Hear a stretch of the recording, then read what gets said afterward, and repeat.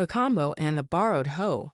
Once upon a time, in a quiet village in West Africa, there lived a hard-working farmer named Akombo.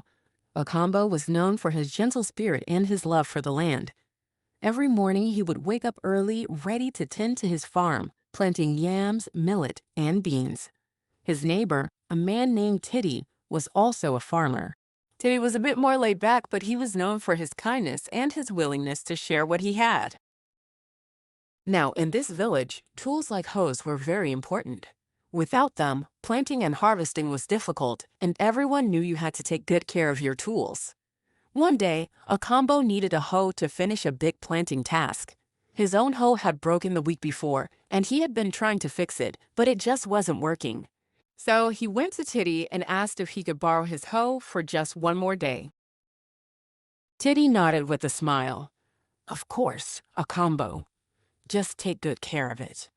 I needed to finish my own work, so I'll need it back tomorrow." Akombo promised he would return it the next day, and he took the hoe eagerly, ready to get to work. But as the hours went by, something strange happened. The sun started to set, and Akombo still hadn't returned the hoe. That night, when he went to sleep, he heard whispers from the spirits of the land. They were the spirits of the tools, the spirits that watched over all the farming implements. These spirits, it was said, loved to keep the tools safe and well used, but they also had rules. If a tool was borrowed, it had to be returned, or else the spirits would hide all the tools in the land. The next morning, Akombo woke up and went to his fields, but to his surprise, his tools, his own hoes, sickles, and even his watering can had vanished. The spirits had hidden them away because the borrowed hoe had not been returned on time. The village was in a bit of a panic. Without their tools, no one could farm properly. Akombo felt sad. He knew he had made a mistake by keeping the hoe longer than he promised. He decided to go to Tiggy and apologize. When he found him, he explained everything, how he had promised to return the hoe and how he had forgotten, and now all the tools were gone. Titty listened carefully and then said, "You see, Akombo, borrowing is like planting a seed. When you borrow something, you're trusting someone else to lend it to you, and that trust needs to be honored. If you take something, you must return it just as you promised, maybe, even with a little something extra to show you care." Akombo nodded, understanding the lesson. To make amends, he decided to bring Titty some yams from his farm, big, fresh yams he had just harvested. He went to his farm, pulled out the yams, and brought them to Titty as a gift, along with a special promise to always return borrowed things on time. That very day, Akombo and Titty went to the spirit's sacred place. Akombo apologized sincerely and promised to follow the rules of borrowing from now on. The spirits, pleased with his honesty and respect, decided to forgive him.